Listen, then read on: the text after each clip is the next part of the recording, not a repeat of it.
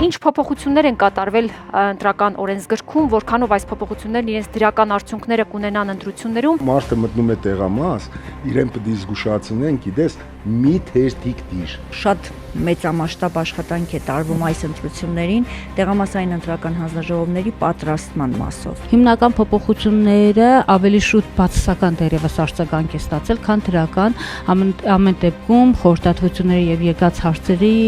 գերակշռ մեծամասնությունը ավելի շատ դժգոհության է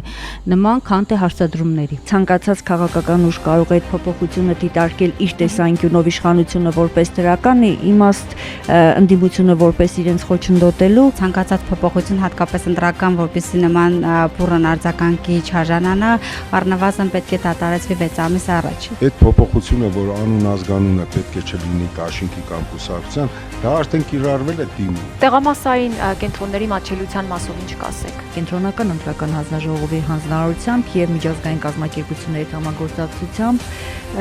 ստուգել ենք բոլոր տեղամասերը մատչելիության առումով գնահատել ենք։ Տարածքային մասով եմ նշում, ինքը գտնվում է գործող մանկապարտեզի մեջ։ Մեծամասամբ տեղամասային կենտրոնները գտնվում են մանկապարտեզների շենքերում, դպրոցների շենքերում։ Դպրոցների մեծ մասը կառուցվել են նախկինում 20, 30, 40 տարի առաջ։ Կարծում եմ, որ այստեղ շատ կարևոր ու էական նշանակություն ունի ստրեսակայուն լինելու հանգամանքը։